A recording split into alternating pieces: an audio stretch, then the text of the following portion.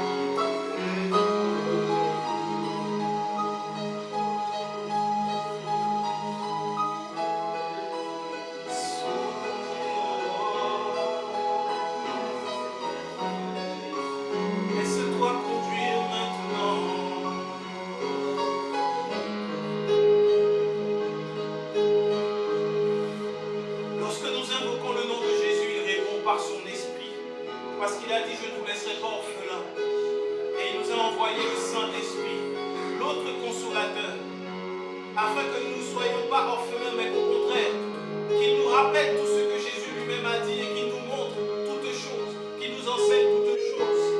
Lorsque nous invoquons le nom de Jésus, nous invoquons le nom le plus puissant, parce qu'il n'existe pas de nom plus puissant sur la terre ou dans les cieux que le nom de Jésus-Christ. Lorsque nous appelons le nom de Jésus, nous devons le faire par la foi, pas simplement pour chanter, mais parce que c'est un nom que nous invoquons au moment où nous le faisons. Lorsque ceux qui sont dans le monde invoquent leurs démons, ils le font avec la pleine conscience que leurs démons vont agir. Mais nous, nous sommes en Jésus-Christ. Et la Bible nous dit que quiconque invoque le nom du Seigneur Jésus sera sauvé, sera secouru. Être sauvé, ce n'est pas parce qu'il y a le danger devant nous, mais être sauvé, c'est savoir que nous avons un sauveur avec nous et qui a déjà tout accompli pour nous. Lorsque nous appelons et que nous invoquons le nom de Jésus, alors nous devons avoir pleinement conscience qu'il répond lorsque nous l'appelons, parce qu'il est vivant, parce que ses oreilles sont bien là, parce qu'il nous voit, parce qu'il entend et qu'il voit nos cœurs et qu'il répond à notre foi. Voilà pourquoi nous appelons le nom de Jésus-Christ, non pas simplement comme une religion, mais réellement par la foi. Nous invoquons le nom de Jésus par la foi et nous nous attendons à le voir. Nous nous attendons à le voir à l'œuvre. Nous nous attendons à le voir agir. Jésus seul, celui qui est mort à la croix pour nous, aucun homme n'a pu le faire. Lui seul l'a fait. Alors invoquons le nom de Jésus dans nos prières maintenant. Car nous n'avons pas lutté contre la chair ou le sang, non. Mais contre ces esprits méchants qui œuvrent dans les lieux célestes. Ces esprits qui jettent l'incrédulité sur les membres de nos familles. Ces esprits qui cherchent à nous ramener chaque jour vers le monde. Et nous invoquons le nom de Jésus. Il est la victoire. Il est la libération. Il est la source. Il est notre retour. Alors maintenant, élève la voix et invoque le nom de Jésus. Quelle que soit la situation que tu vois devant toi, invoque le nom de Jésus. Même lorsque tu vois un champ de bataille devant toi et tu ne sais pas d'où le secours viendra, invoque le nom de Jésus maintenant. Invoquons maintenant le nom de Jésus. Quelle est la situation qui monte dans ton cœur? Invoque le nom de Jésus sur cette situation. Quelle est la personne que le Seigneur te met à cœur? Invoque le nom de Jésus sur lui. Sur cette personne, invoque le nom de Jésus maintenant. Quelle que soit la situation, invoque maintenant le nom de Jésus. Si c'est ta situation de vie, ta situation de couple, ta situation financière, de travail, invoque le nom de Jésus maintenant. C'est comme une arme que tu libères. C'est une arme puissante qui résonne dans le monde spirituel. Le nom de Jésus, lorsqu'il est invoqué, alors nul ne peut résister devant le nom de Jésus. Il est le nom au-dessus de tout nom. Le nom de Jésus. C'est le nom du libérateur, du sauveur. Invoque-le maintenant, invoque maintenant. Invoque maintenant le nom de Jésus, lève la voix. Maintenant, appelle le nom de Jésus. Il agit encore. Jésus-Christ est vivant et son sang qui a coulé à la croix pour nous, pour que nous soyons rachetés, pour que nous soyons justifiés, nous permet, nous donne le droit de l'invoquer maintenant et d'appeler à ce que ce soit lui qui réponde, à ce que ce soit lui qui agisse. C'est lui qui exerce nos mains au combat maintenant. Juste en prononçant le nom de Jésus-Christ. Est-ce que tu peux prononcer maintenant le nom de Jésus? Jésus. Prononce-le sur ta santé. Prononce-le sur ta famille. Prononce-le sur tes frères et sœurs. Prononce-le sur tes enfants. Prononce-le sur toute ta vie, toute ta destinée. Prononce-le sur tes pensées, sur tes rêves. Maintenant, invoque le nom de Jésus-Christ. Quelle que soit la situation, le nom de Jésus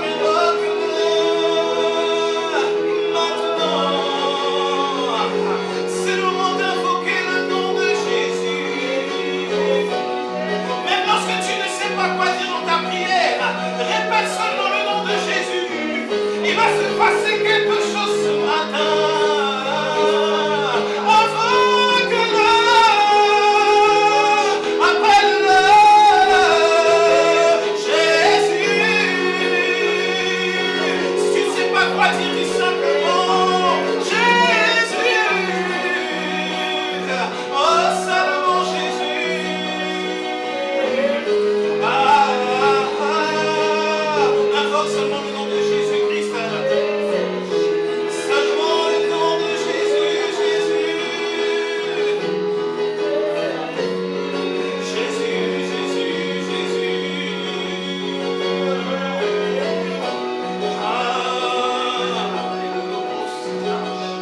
Jésus, mon amour, mon bien-aimé.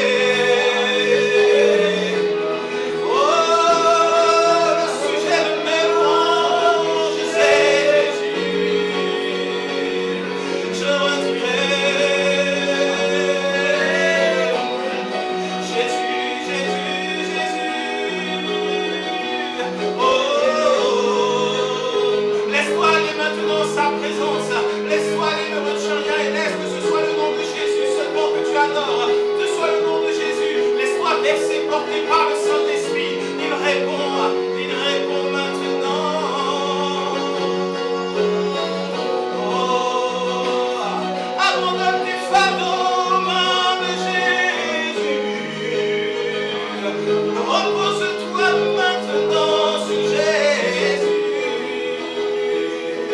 Oh, adore Jésus. Il est la lumière du monde.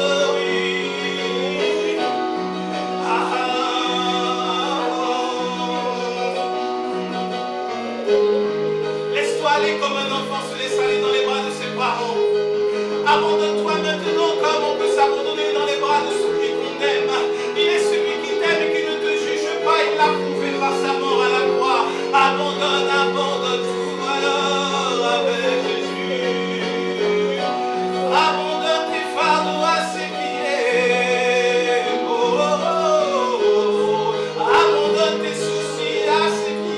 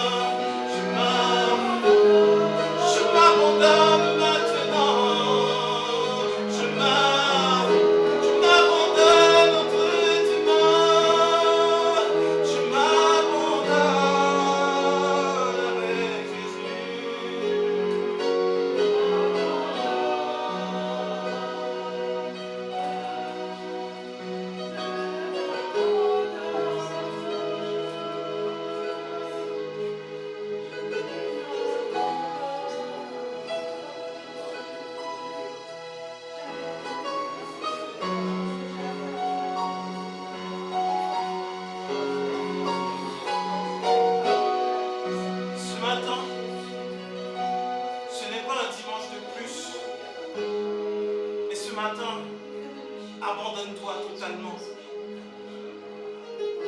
Abandonner, ça ne veut pas dire juste oser ouvrir la bouche et prier. Mais c'est s'abandonner totalement, esprit, âme et corps.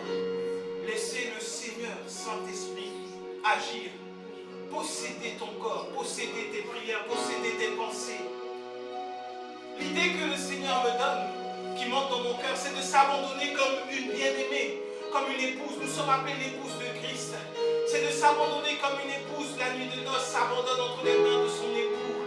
Que nous soyons maintenant comme cette épouse qui s'abandonne entre les mains de son époux. Notre époux, c'est Jésus-Christ. Que nous puissions avoir cet avant-goût de ce qui va se passer dans l'éternité avec le Seigneur, avec le Saint-Esprit, l'Esprit de Jésus qui est là maintenant. Alors abandonne-toi. Laisse que ton corps également soit complètement abandonné entre les mains du Seigneur. Parce que bien souvent, on accepte de parler, on accepte de prier, on accepte de chanter un peu, mais on n'abandonne pas le corps.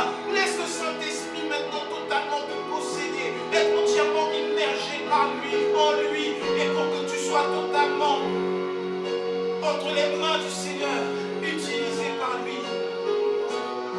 Voilà ce que veut dire je m'abandonne.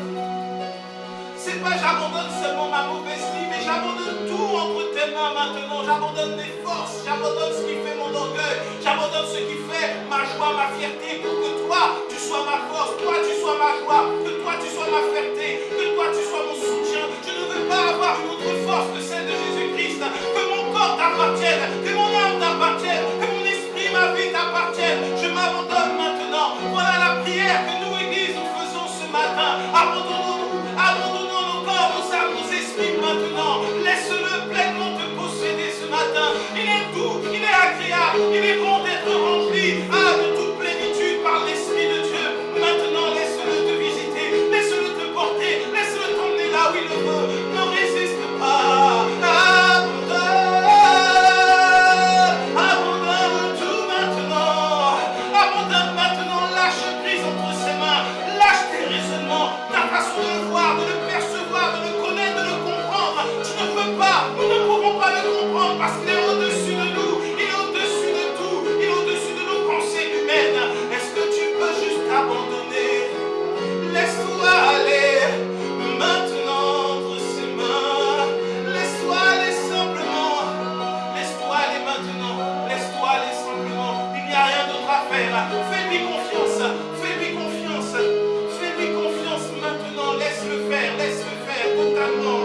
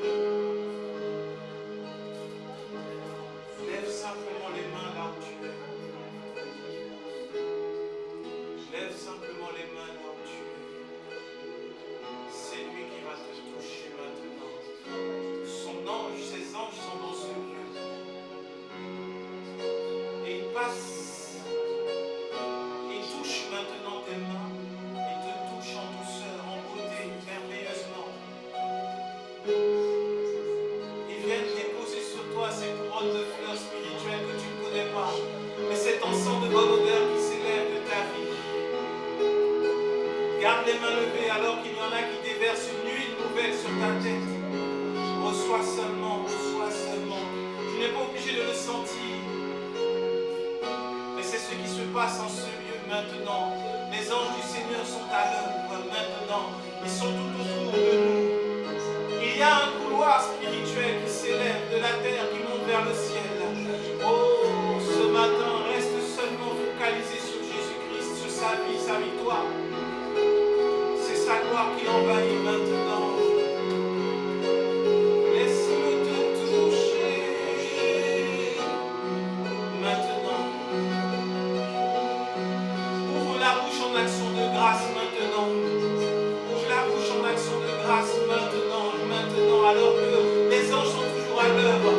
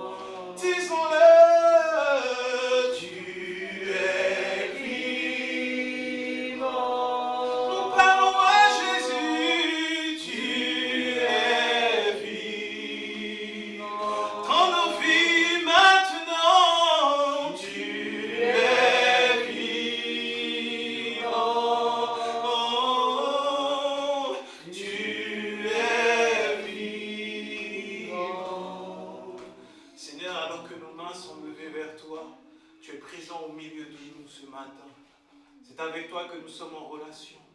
Nous ne sommes pas en relation avec un homme. Nous ne cherchons pas la présence des hommes, mais nous recherchons ta présence. Celle qui se manifeste au milieu de nous lorsque toi, tu es là. Lorsque tes enfants se réunissent, s'assemblent pour te rendre gloire, alors tu réponds par ta présence, tu réponds par ta parole, tu réponds par ton esprit. Ce matin, Seigneur, c'est avec reconnaissance que nous nous présentons devant le trône de la grâce, sans crainte, sans peur, mais avec le cœur rempli d'amour, parce que tu nous as justifiés par le sang de Jésus. Lorsque le voile de séparation a été déchiré, lorsque le mur du péché a été brisé par la mort de Jésus, lorsqu'il a dit tout est accompli, tu nous as accueillis avec des bras grands ouverts. Avant même notre manifestation sur terre, tu nous avais déjà restaurés en Christ. Nous qui sommes ici, nous nous sentons honorés, privilégiés, parce que Père, tu nous as choisis, tu nous as prédestinés, tu nous as appelés d'avance, afin qu'en toi, nous soyons trouvés justice de Dieu. Voilà pourquoi ce matin, nous proclamons que Jésus-Christ est vivant. Nul autre n'est vivant dans nos vies. Jésus-Christ est vivant. Le péché n'a plus de pouvoir, il est mort en nous. Jésus-Christ est vivant. La peur n'a plus de pouvoir, elle est morte en nous parce que Jésus-Christ est vivant. La haine et la colère ne sont plus vivantes en nous. Désormais, Jésus-Christ vit en nous. L'Esprit de Dieu nous remplit et vit en nous. Voilà pourquoi ce matin, nous proclamons que tu es vivant. Nous déclarons que tu es vivant. Nous reconnaissons que tu es vivant. Père, nous sommes là devant toi. Nous attendons à toi et à toi seul. Reconnaissons que c'est par ton sang qui a coulé à la croix que nous avons la vie. Tu es vivant. Tu vis encore. Tu vis à jamais. Tu vis à jamais. C'est avec reconnaissance que nous t'avons ainsi prié, Père. Dans le précieux nom de Jésus-Christ. Amen. Amen. On va, sans plus tarder, on va regarder quelque chose. On va parler de, je sais, j'aurai pas le titre, je ne donnerai pas tout de suite, mais on va parler de la présence de Dieu. S'attendre à la présence de Dieu quelque part, de se focaliser sur la présence de Dieu, ce que la présence de Dieu est et n'est pas parfois. Il faut de faire attention. Et c'est sur un petit détail. Et il faut faire attention à ça pour pouvoir bien discerner la présence de Dieu. On va regarder un roi, on va dans l'Ancien Testament, le chapitre 19. Un roi, chapitre 19. On va lire tout le chapitre. Si Dieu nous prête le temps nécessaire pour le faire. Un roi 19, tout le chapitre. C'est dans l'Ancien Testament, les enfants. Qui cherchez dans vos petits Nouveaux Testaments. C'est dans l'Ancien. Et là, on est, si tu connais bien ta Bible et si tu aimes bien les récits de l'Ancien Testament, donc on est juste après que Élie, le Tishbite, le prophète Élie, est passé par le fil de l'épée les prophètes de Baal. Et donc, on se trouve à l'épisode d'après. Qui sait ce qui s'est passé juste après? Une fois que tous les prophètes de Baal ont été tués et que Élie il est prié, le feu est descendu. Qu'est-ce qui s'est passé juste après? Si vous ne savez pas, ben, vous êtes à la bonne place, au bon moment, au bon endroit. On va voir tout de suite. Un roi 19 nous dit, Akab rapporta à Jézabel tout ce qu'avait fait Élie et comment il avait tué par l'épée tous les prophètes. Jézabel envoya un messager à Élie pour lui dire que les dieux me traitent dans toute leur rigueur si demain à cette heure, je ne fais de ta vie ce que tu as fait de la vie de chacun d'eux. Élie, voyant cela, se leva et s'en alla pour sauver sa vie. Il arriva à Beersheba, qui appartient à Juda, et il y laissa son serviteur pour lui. Pour lui, il alla dans le désert où, après une journée de marche, il s'assit sous un genêt et demanda la mort en disant, « C'est assez, maintenant, Éternel, prends mon âme, car je ne suis pas meilleur que mes pères. » Il se coucha et s'endormit sous un genêt. Et voici un ange le toucha et lui dit, « Lève-toi, mange. » Il regarda et il y avait à son chevet un gâteau cuit sur des pierres chauffées et une cruche d'eau. Il mangea et but, puis se recoucha. L'ange de l'Éternel vint une seconde fois, le toucha et dit, « Lève-toi, mange, car le chemin est trop long pour toi. » Il se leva, mangea et but. Et avec la force que lui donna cette nourriture, il marcha 40 jours et 40 nuits jusqu'à la montagne de Dieu à Horeb. Et là, il entra dans la caverne et il y passa la nuit. On va faire une pause là. On va lire tout le chapitre. Vous allez bien connaître l'histoire d'après. On connaît souvent le feu est descendu, ça a consumé le sacrifice d'Élie. Mais ce qui s'est passé après, on est un peu moins au fait en général. Là, Élie a manifesté une foi extraordinaire. Élie a agi au nom de l'Éternel, au nom de Dieu. Et il a fait tuer les prophètes de Baal devant l'évidence que Baal n'était pas Dieu. Et le peuple s'est retourné vers Dieu. Mais Élie était un homme comme nous, à la différence près qu'Élie n'avait pas le Saint-Esprit en lui, il l'avait que sur lui, tel son manteau, telle une onction. Nous l'avons en nous. Et quand Élie a entendu que Jézabel, la grande reine Jézabel, a menacé sa vie et a dit que si jamais elle le trouve, elle lui fait la même chose au prophète, Il n'y avait plus de foi. Élie s'est retrouvé dans une dimension naturelle et il a pris la fuite. Il est parti. Il a laissé son serviteur, il est parti. Et une fois qu'il est parti, il demande la mort. Et quand il demande la mort, Dieu envoie un ange qui le nourrit et qui lui dit qu'il va avoir besoin de force pour le chemin par lequel il va passer. Et la Bible nous dit qu'Élie va marcher 40 jours et 40 nuits. Quand tu vois qu'il y a le chiffre 40, c'est souvent l'épreuve. Israël, 40 ans dans le désert. 40 jours, 40 nuits pour avoir l'étape de la loi. Jésus est allé dans le désert 40 jours, 40 nuits. C'est l'épreuve. Ça veut dire que là, il y a une épreuve. Non pas quelque chose qui va venir de la part du diable, mais Élie va être éprouvé. Et avant ça, Dieu va lui donner du pain et de l'eau. Avant l'épreuve. Le pain et l'eau, ça peut pas. Il aurait pu lui donner un bon steak avec du jus de fruits pour avoir un peu de sucre et des protéines parce qu'il va marcher longtemps. Mais il lui a donné du pain chauffé sur de la pierre et de l'eau. Cette symbolique montre que lorsque nous allons au-devant des épreuves, Dieu ne nous laisse pas sans force. Parce que la Bible nous dit qu'il n'y a aucune épreuve qui nous arrive que Dieu n'ait pas prévu d'avance et ne nous a pas déjà donné les forces pour. Nous avons ce pain et cette eau, c'est Jésus-Christ. Le pain de vie, l'eau de vie, c'est Jésus-Christ. Nous mangeons Jésus. Lorsque tu te retrouves dans l'épreuve, lorsque c'est difficile à un moment et que tu te retrouves comme Élie à souhaiter la mort, à te dire je n'arrive plus, je supporte plus, Dieu va toujours t'envoyer une parole. Il va toujours te donner de l'eau. Il ne va pas te laisser seul. Cela préfigurait déjà le fait que nous avons la parole de vie et que le Saint-Esprit est avec nous. Un ange vient nourrir Élie, non pas une fois, mais par 2 fois. Et si tu regardes bien, si tu te souviens bien de tes moments d'épreuve, le Seigneur vient toujours te donner une parole avant. Et tu dois t'accrocher à cette parole. Et quand tu es dur dans l'épreuve, il te rappelle la parole qu'il t'a donnée. Quand je suis passé par les moments d'épreuve, il y avait une parole qui venait avant. Une parole venait avant. Je ne savais pas pourquoi ça allait bien. Et quand l'épreuve est venue, cette parole m'est revenue. Et là, ça te permet de tenir ferme parce que tu sais que le Seigneur te soutient et que cette épreuve ne sera pas pour ta mort. Au contraire. Et là, on voit sous l'Ancienne Alliance, on voit dans l'Ancien Testament ce qui préfigure cette alliance que Dieu fait avec nous. Nous ne sommes jamais seuls. Il est là et nous soutient. 40 jours, 40 nuits, après avoir mangé, ce qui est humainement pas possible, 2 pains et avoir bu de l'eau, on ne peut pas marcher non-stop 40 jours et 40 nuits. En tout cas, je n'ai pas essayé. Avec juste du pain et de l'eau sans avoir fait un entraînement spécifique avant. On peut demander à ceux qui font les Ironman, tout ça, là, les treks, ça ne dure pas 40 jours, 40 nuits, on les voit arriver, ils sont totalement épuisés. Mais Élie a pu marcher jusqu'à la montagne de Dieu, jusqu'à Horeb. Au bout de l'épreuve, il y a toujours cette rencontre avec Dieu, celle qui va changer ta vie pour toujours, celle qui va déterminer ce que tu vas devenir, ce que tu vas vivre, ce que tu vas expérimenter. Donc l'épreuve dure un temps, mais après l'alliance, ce que tu ressors, ce qui ressort de ça, te fait du bien. Dieu est là, il est là au bout du couloir. Donc c'est peut-être dur, mais sache que tu as mangé du pain et que tu as bu de l'eau. Et aujourd'hui, tu peux renouveler cette alliance en prenant le corps du Seigneur Jésus, en buvant son sang également. C'est ce corps et ce sang qui vont te soutenir dans l'épreuve. Ce ne sont pas tes forces. Là, ce ne sont pas les forces d'Élie qui l'ont soutenu. C'est la force que Dieu lui a donnée. Et il a pu aller jusque dans cette épreuve.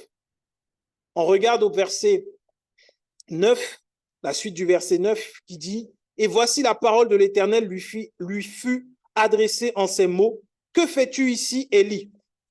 Il répondit « J'ai déployé mon zèle pour l'Éternel, le Dieu des armées, car les enfants d'Israël ont abandonné ton alliance, ils ont renversé tes autels et ils ont tué par l'épée tes prophètes. Je suis resté moi seul et ils cherchent à m'ôter la vie. » Ce passage, tu peux le surligner si tu es un surligneur. Moi, j'aime bien faire ça.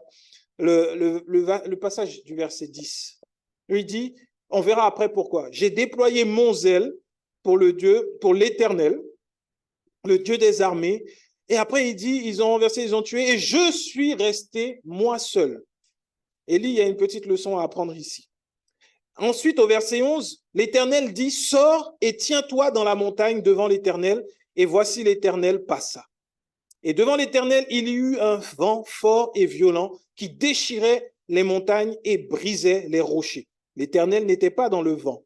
Et après le vent, ce fut un tremblement de terre. L'Éternel n'était pas dans le tremblement de terre. Et après le tremblement de terre, un feu. L'Éternel n'était pas dans le feu.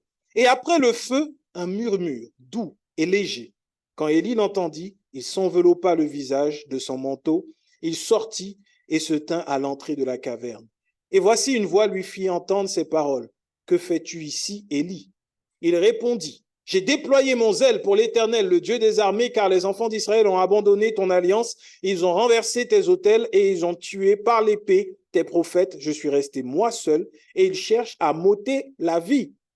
L'Éternel lui dit, va, reprends ton chemin par le désert jusqu'à Damas, et quand tu seras arrivé, tu oindras Hazaël pour roi de Syrie, tu oindras Jéhu, fils de Nimshi, pour roi d'Israël, et tu oindras Élisée, fils de Shaphat, d'Abel Méola, pour prophète à ta place.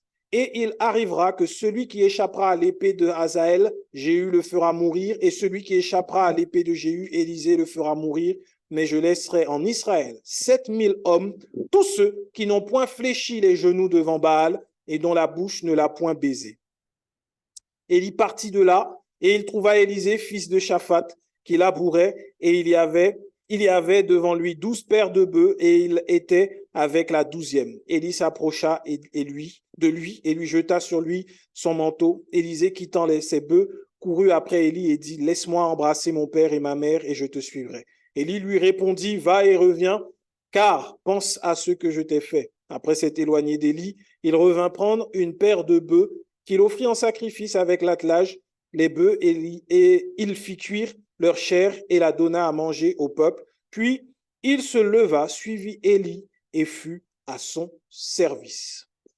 Amen. Voilà exactement ce qui s'est passé après que Élie ait démontré que c'était l'Éternel qui est Dieu. Voilà ce qui s'est passé.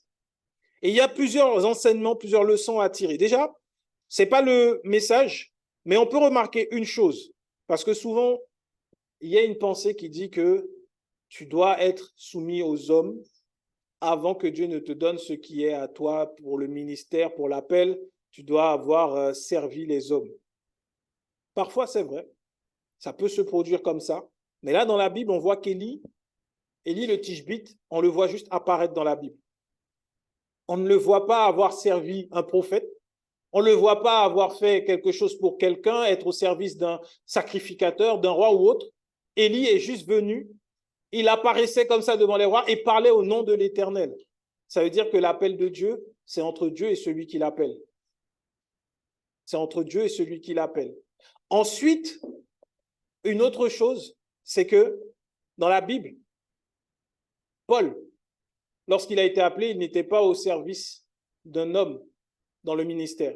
Il a commencé son ministère tout de suite. Dès que les écailles sont tombées de ses yeux, il n'a pas cherché un grand ministère pour aller servir. Il a commencé tout de suite à prêcher l'évangile. Au point, on a voulu le tuer après à Damas. Ici, et on prend souvent l'exemple d'Élie et Élisée pour dire qu'il y a la bénédiction des pères, l'onction et tout ça. La Bible ne dit pas ça. La Bible dit clairement que l'Éternel a dit à Dieu d'aller chercher Élie. Donc, d'aller chercher Élisée. Donc, celui qui a appelé Élisée, c'est Dieu. Et qu'Élie le prenne à son service ou pas, la Bible dit bien que c'était pour remplacer Élie. Donc, à ce moment-là, Élisée allait devenir prophète quoi qu'il arrive.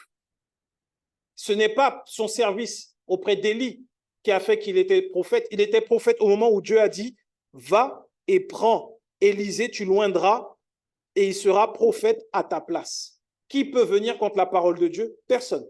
Si Dieu a dit Élisée sera prophète à la place d'Élie, même si Élisée n'avait pas été au service d'Élie, une fois qu'Élie serait parti, ça aurait été Élisée le prophète parce qu'il aurait reçu l'onction, parce que Dieu avait dit à Élisée d'aller le faire. C'est la volonté de Dieu qui t'appelle pour ton ministère. Ne dis pas je vais servir les hommes, je vais faire des offrandes, recevoir l'onction de telle personne et je vais pouvoir aller faire mon ministère. C'est faux, parce que ton ministère dépendra de la volonté des hommes. Si tu veux que ton ministère dépende de la volonté de Dieu, sois sûr et certain de l'appel de Dieu dans ta vie et fais ce que lui te demande de faire. S'il te conduit dans une église, c'est. S'il te conduit à ouvrir une église, fais-le. C'est lui qui t'appelle, donc c'est lui qui fera avec toi. C'est lui qui t'enseignera, c'est lui qui t'apprendra, c'est lui qui mettra les personnes sur ta route pour que tu sois enseigné sur le ministère. Pas les hommes qui décident, c'est Dieu. L'Église moderne veut trop donner d'importance à l'homme. Le plus important dans l'Église, c'est Dieu. La tête de l'Église, c'est Jésus. Quand tu sers, quand tu es appelé au service, tu seras sous l'onction de Jésus. Parce qu'il n'est pas mort pour avoir laissé un manteau pour que quelqu'un le récupère. Jésus n'est pas mort, il est vivant. Donc tu viens et c'est sous son onction que tu agis. Donc je ferme la parenthèse sur ça. Et on retourne sur notre ami Élie qui est parti. Il a eu peur et en passant par cette épreuve, il a marché, il est arrivé. Et quand Dieu lui demande, mais qu'est-ce que tu fais là, Élie? Dieu ne lui a jamais dit, Élie, une fois que tu as fini, tu partiras parce qu'elle va vouloir te tuer, sauve ta vie. J'aurais pu lui faire ça. Mais Dieu n'avait pas décidé ça. Dieu ne voulait pas ça. On ne sait pas ce qui se serait passé si Élie était resté là et que Jézabel avait essayé de le tuer. Peut-être que tout le peuple aurait vu encore la puissance de Dieu se manifester d'une façon encore plus extraordinaire. Mais non, il est parti, il a eu peur. Il a pris peur. Il a pris la fuite. Et ce qui m'intéresse dedans, c'est qu'il rentre dans la caverne. Et là, on parle de manifestations qui vont se produire. L'Éternel passa, la Bible nous dit. Ça va commencer avec, dans la version Louis II, dans la version du Semeur, on dit avec un ouragan. En ce moment, on voit ce que c'est que la puissance d'un ouragan. La montagne où il est, les montagnes vont trembler, les murs vont trembler. Et la Bible nous dit que Dieu n'est pas là. Dieu n'était pas dans l'ouragan. Pourtant, Dieu passait. Et Élie a vu que Dieu n'était pas là. C'est pas parce que dans un endroit, il y a beaucoup de tremblements, beaucoup de choses qui se passent, beaucoup de bruit, et qu'on dit que Dieu est là, que Dieu est là. Dieu ne se trouve pas au milieu du bruit. Dieu ne se trouve pas au milieu de ce qui va t'impressionner. Un ouragan, ça fait beaucoup de bruit, puis ça s'arrête. Dieu n'était pas là. Il y en a qui sont impressionnés parce qu'ils voient des choses merveilleuses, de grandes choses, et ils disent non, Dieu est là. C'est ce qui s'est passé avec Simon le magicien. Les gens pensaient qu'il avait la puissance de Dieu, celle qu'on appelle la grande, alors que non, c'était du bruit, c'était du vent. Après, la Bible dit qu'après qu'il y ait eu cette tempête, ce vent qui se soit levé, il y a eu un tremblement de terre. Il y a des gens, des fois, qui vont avoir un aura, tu vas avoir l'impression de trembler quand ils vont parler. Tu vas te retrouver dans des rassemblements où ça va trembler, ça va bouger. Dieu n'est pas forcément là. Dieu n'est pas forcément là. Tout ça pour faire comprendre que ne recherche pas une manifestation de ce type de Dieu. Là, on est déjà dans l'ancienne alliance. Ne cherche pas une manifestation qui impressionne de Dieu. Après ça, après le tremblement de terre, il y aura le feu. Qui t'a déjà invité dans une église où il y a le feu? Quand tu viens, il y a le feu. On t'a jamais invité? Une église, là, tu vas, c'est le feu. Moi, je me rappelle plus jeune, j'étais en Guyane, on m'avait invité dans une église, on m'a dit, là, il y a le feu. Tu vois, ça chante et tout. Le feu, le feu. Il y avait plein de gens, l'église était grande. Je venais d'avoir le permis, j'ai trouvé une place entre un canal et la route. Bon, en Guyane, il y a beaucoup de canaux, donc tu te mets à côté. Il n'y a pas forcément de trottoir. Si tu ne fais pas attention, ta voiture peut être dans le canal au lieu de sur la route. Et on est allé, je suis allé, puis ils ont commencé les mêmes chants qu'on avait l'habitude de chanter, nous, à l'église. Il y avait du bruit, il y avait le feu. Mais au même moment, à l'époque, je ne parlais pas encore en langue. Mais le Saint-Esprit est en toi. Ce n'est pas parce que tu n'as pas la manifestation du parler en langue que le Saint-Esprit ne te parle pas et ne te conduit pas. Vraiment. Vraiment, je peux l'attester, je peux te donner. J'ai beaucoup de témoignages qui parlent de ça. Le Seigneur m'utilisait avant même que j'ai le baptême du Saint-Esprit. Je savais, je discernais des choses spirituelles. Et à ce moment-là, au-dedans de moi, c'est comme si quelqu'un me dit, pars tout de suite d'ici, c'est Satan qui a dos. Je ne vais pas donner la dénomination que c'était, mais les mêmes chants. Beaucoup de jeunes, beaucoup de bruit, le feu. Mais à ce moment-là, moi, j'étais froid comme un glaçon. Et même, limite, quand tu sens une présence démoniaque, c'était ce qui m'entourait, ce qui m'environnait. Quand tu t'es habitué à la présence de Dieu et que tu rentres dedans, tu te dis non, là, ce n'est pas Dieu. Et je suis parti aussi sec. J'ai fait 5 minutes là, je suis parti tout de suite. Le feu, parfois, on va t'inviter. On te dit non, c'est le feu. Quand l'homme de Dieu vient, il y a le feu. Quand il te touche, c'est le feu. Dieu n'était pas dans le feu.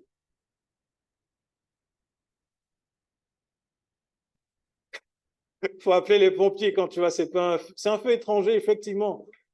Pompier spirituel.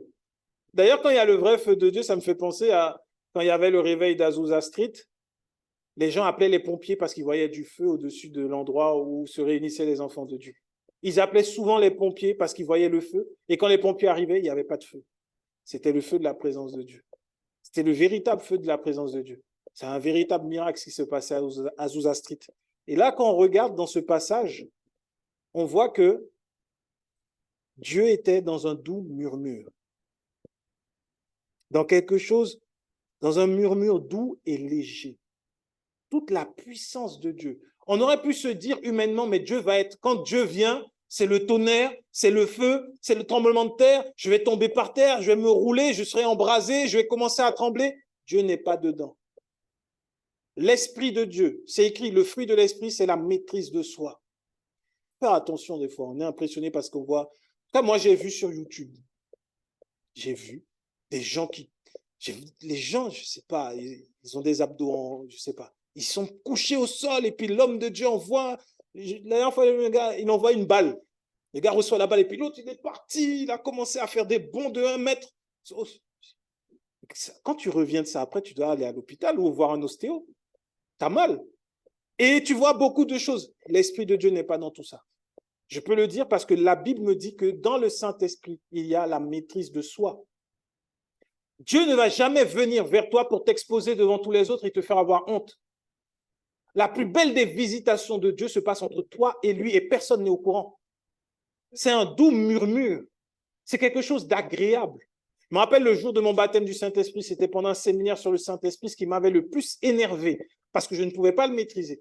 Et je parlais en langue pour la première fois, on vient mettre un micro devant ma bouche. Ça m'a énervé. Mais je ne pouvais pas arrêter de parler en langue, je ne pouvais pas maîtriser et enlever. Mais comme les hommes ont besoin de montrer que quelque chose se passe, mais moi, c'était un moment tellement bien entre Dieu et moi, tellement bien entre Dieu et moi, qu'on me l'a gâché. Jusqu'à présent, je me rappelle de ça. On a mis un micro devant ma bouche, mais je ne voulais pas. Déjà, j'avais quelque part un peu honte. Des fois, tu es jeune. J'avais à peine 20 ans. Même pas. Oui, 20 ans. Et puis, je parle en langue pour la première fois. Pour moi, c'est un cadeau tellement précieux. J'avais toujours soupiré après ça et on vient mettre un micro. Donc, on fait que ce que Dieu a fait entre lui et moi, on en a fait un spectacle. Ça m'a profondément déçu et dégoûté. Après, ça a été un peu plus dur pour moi de continuer de parler en langue. Ah, c'est un traumatisme. C'est un traumatisme. Si les gens veulent, ouais, tu parles en langue, mais on t'a jamais dit de parler en langue doit être pour tout le monde. D'ailleurs, Paul dit que quand c'est personnel, c'est entre Dieu et toi, et c'est pour te fortifier. D'ailleurs, parler en langue, ça sert à te fortifier toi. Tu peux le faire tout le temps au quotidien, c'est entre toi et Dieu.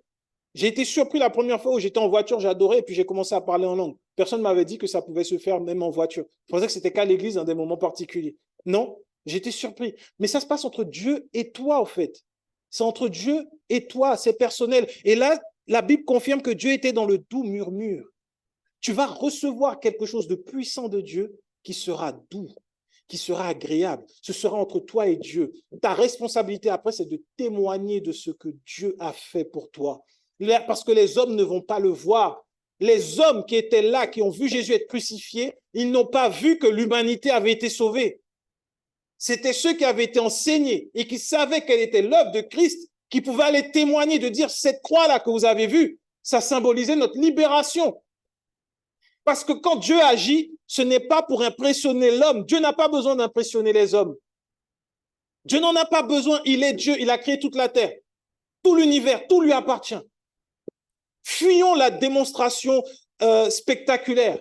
C'est pas ça, la manifestation de Dieu. Dieu ne se manifeste pas dans les tremblements, le feu. Non, c'est faux. Il m'est arrivé des fois de prier pour des gens et puis les gens commençaient à trembler. Je dis non, il n'y a pas besoin de le faire. Et la personne arrête. Pour preuve que ce n'est pas le Saint-Esprit qui est en train d'agiter la personne.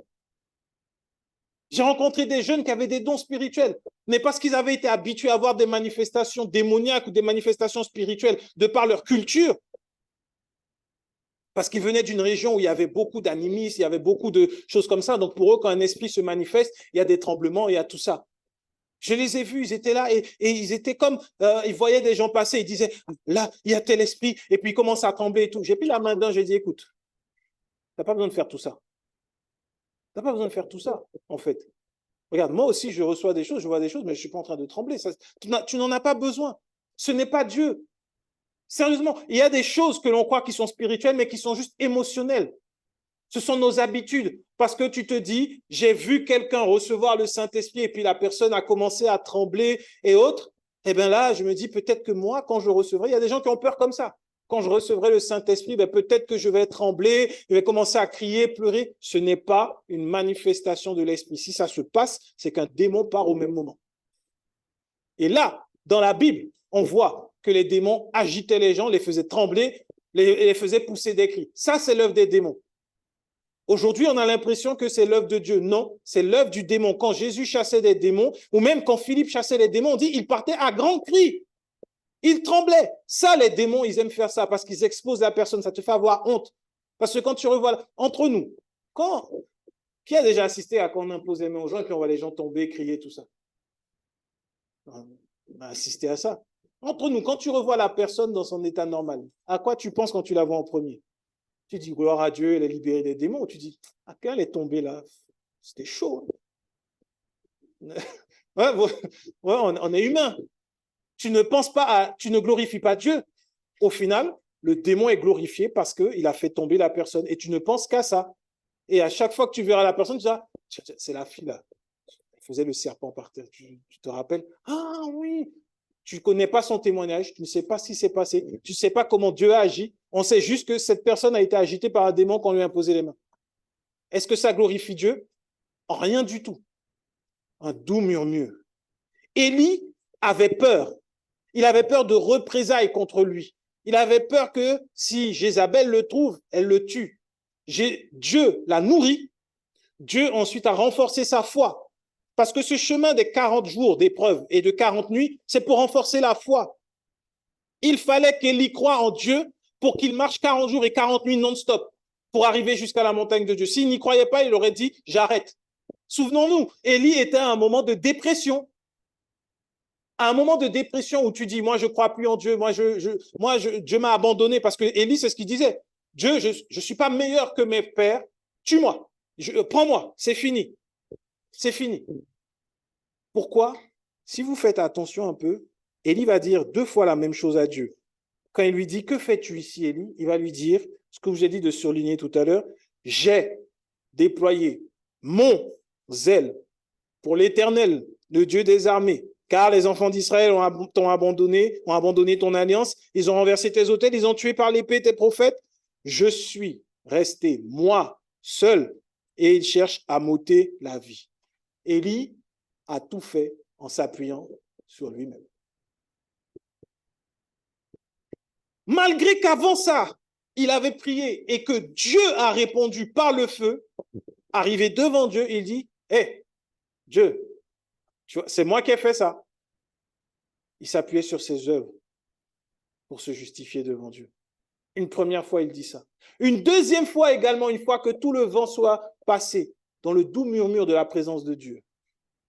Lorsqu'il est dans cette rencontre avec Dieu, il répète la même chose. Moi, je l'ai fait. Moi, j'ai fait tous mes efforts pour que ton peuple revienne à toi car il t'avait abandonné. Et je suis resté moi, seul. On veut me tuer maintenant. Tu me demandes qu'est-ce que je fais là? Sous-entendu. Et Dieu, il va répondre d'une façon extraordinaire à Élie après.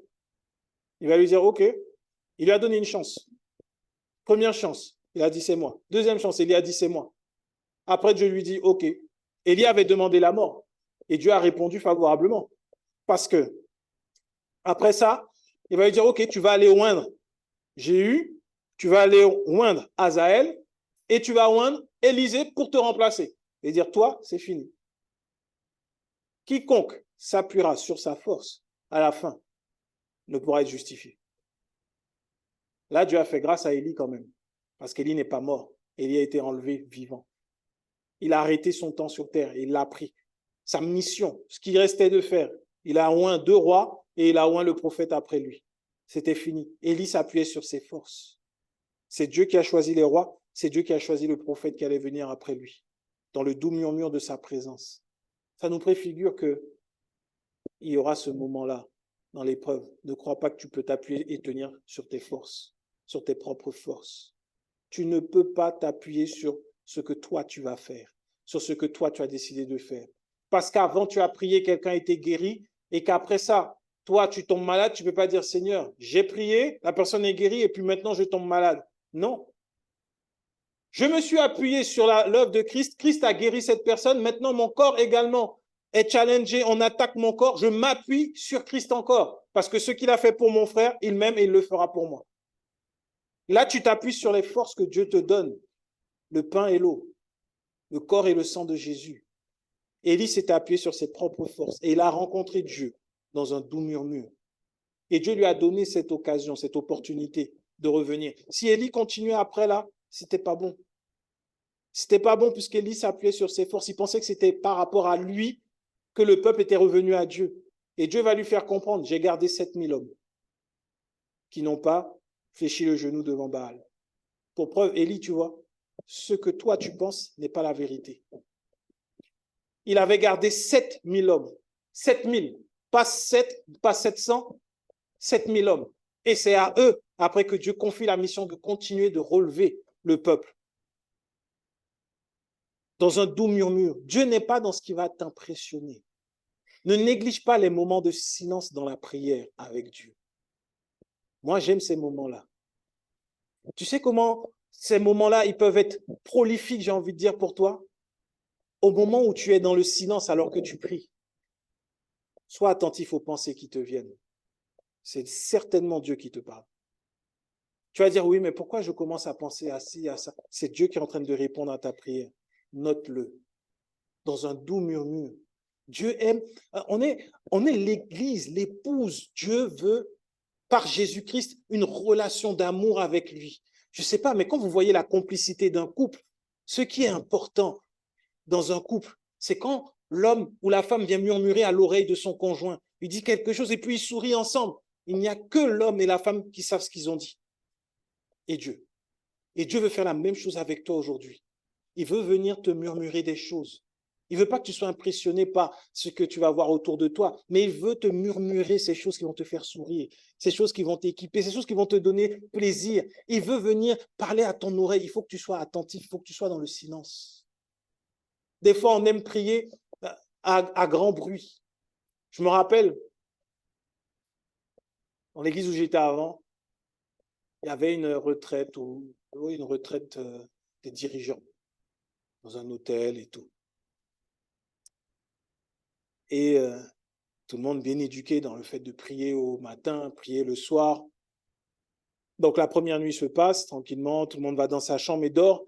Et le lendemain, des plaintes par les autres clients de l'hôtel, trop de bruit par les chrétiens. Parce que le matin, ils se réveillent et puis ils ont pris possession, ou même le soir. Sauf qu'il y a des gens qui avaient besoin de dormir. Dieu n'est pas dans ce bruit-là. Dans le silence, Dieu parle. Ce n'est pas parce que tu auras crié le matin que Dieu va agir. Dieu va agir parce que tu as foi en ce que son Fils a fait pour toi à la croix. Et ça, là, c'est entre toi et lui.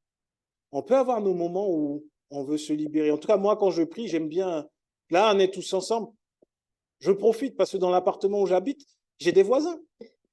Je ne veux pas qu'ils disent, ah, lui, là, avec son Dieu, il nous fatigue. Non. Le témoignage de Christ ne sera pas terni par mon attitude. Au contraire. Est-ce que tous savent que je suis chrétien et que nous sommes chrétiens? Oui, bien sûr. Mais pas parce qu'on est une source de nuisance sonore. Bien souvent, quand tu vas, il y a des retraites comme ça pour les chrétiens, il faut qu'ils prennent tout l'hôtel, sinon les clients vont se plaindre. Et des clients ont quitté l'hôtel à cause de ça. Est-ce que Christ est glorifié? Je vous laisse juger par vous-même. Est-ce que Christ est glorifié? Ce ne sont pas les démons des personnes qui sont partis parce qu'il y avait la puissance. Hein. Parce que les employés sont restés et ils n'étaient pas en Christ. Et ils n'avaient pas plus ou moins de démons. Ça n'a rien changé, au fait. N'oublions pas, dans un doux murmure, Dieu parle. Il n'est pas là pour impressionner le regard.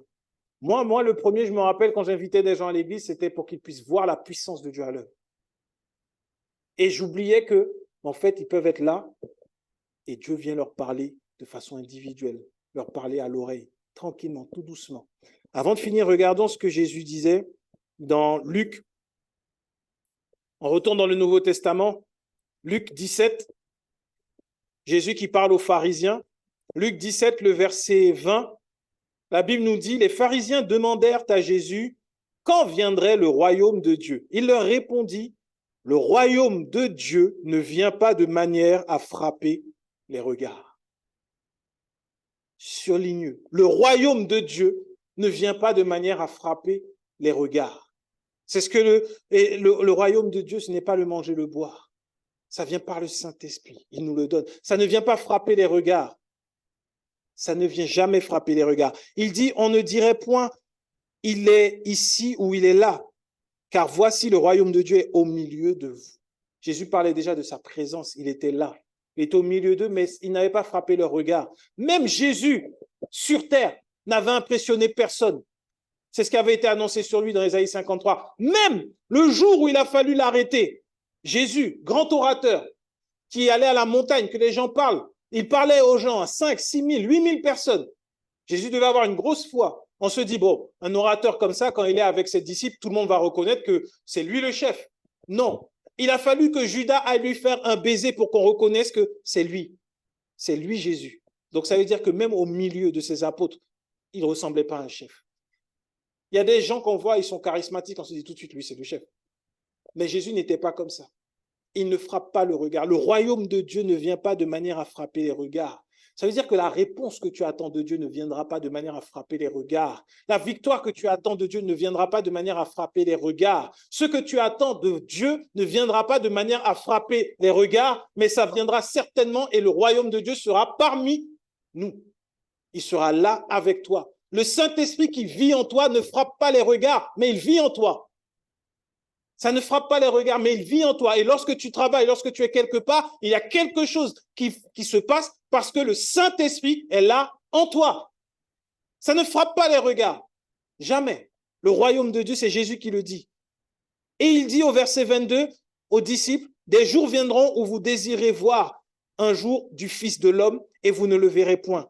On nous dira, il est ici, il est là, n'allez pas, ne courez pas après, car comme l'éclair resplendit et brille, d'une extrémité du ciel à l'autre, ainsi le Fils de l'homme vient en son jour. Ainsi sera le Fils de l'homme en son jour. » Pour aller clairement et rapidement, Jésus dit simplement que les jours vont venir où ils vont chercher. On est dans les jours où on cherche à vivre des moments comme quand Jésus était là. Et on va vous dire, il est ici, il est là-bas, il dit, n'y allez point. N'y allez point, il n'est pas là. Le jour où Jésus sera revenu sur terre, ce sera comme un éclair. Comme un éclair. Donc, ne cours pas. Je parle maintenant pas à vous ici, mais à ceux qui vont réécouter en ligne et qui ont du mal à se poser dans une église, qui vont chercher. On leur a dit, tel prophète est là-bas, Jésus est avec lui. Tel prophète, tel homme de Dieu est là-bas, Jésus est avec lui. Tel apôtre est là, Jésus est avec lui. Ne fais pas ça. La Bible te dit, Jésus disait de ne pas y aller. De ne pas y aller. Jésus est là où la vérité est annoncée. Jésus est là où on parle du salut par la foi. Jésus est là où la grâce est manifestée. Il n'est pas là où il y a du bruit. Il n'est pas là pour frapper les regards des gens. Et pour finir sur le message de la semaine dernière, je vais faire remarquer juste une chose que le Seigneur me faisait remarquer. Quand, dans Acte 8, quand Philippe est arrivé en Samarie, il a commencé à faire des miracles. La Bible dit que lorsque le peuple a entendu et a vu les miracles, ils ont été émerveillés. Avant de voir, ils ont entendu. La foi vient de ce que l'on entend. Ils ont entendu. Et quand ils ont entendu et qu'ils sont venus et qu'ils ont vu, ils ont été émerveillés. Ils ont fait la différence entre ce que faisait Simon le magicien et ce que faisait Philippe. Ce qui frappe le regard les avait éblouis pendant longtemps. Mais ce qui les a transformés, ce qui leur a donné, parce que la Bible dit qu'ils étaient remplis de joie. Donc quand ils ont vu Philippe à l'œuvre, plus que leur regard, c'est leurs cœurs qui ont été touchés. La joie est venue dans leur cœur. Tu peux avoir les yeux fermés et la joie vient dans ton cœur. Et quand on regarde Simon le magicien, la Bible dit bien, au moment où il voit Pierre et Jean qui imposent les mains, et il dit, lorsque Simon vit que le Saint-Esprit était donné par l'imposition des mains, il offrit de l'argent. C'est le verset 18.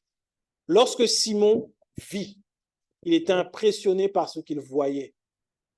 Ça frappait son regard. Ce qui impressionne ton regard va te donner envie de le payer, de l'acheter. C'était de la convoitise. Dieu ne vient pas de manière à ce que tu sois ébloui par les yeux. C'est au niveau du cœur. La ville a été transformée, ils ont été touchés dans leur cœur.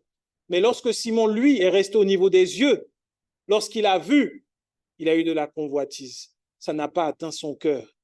Attention, encore.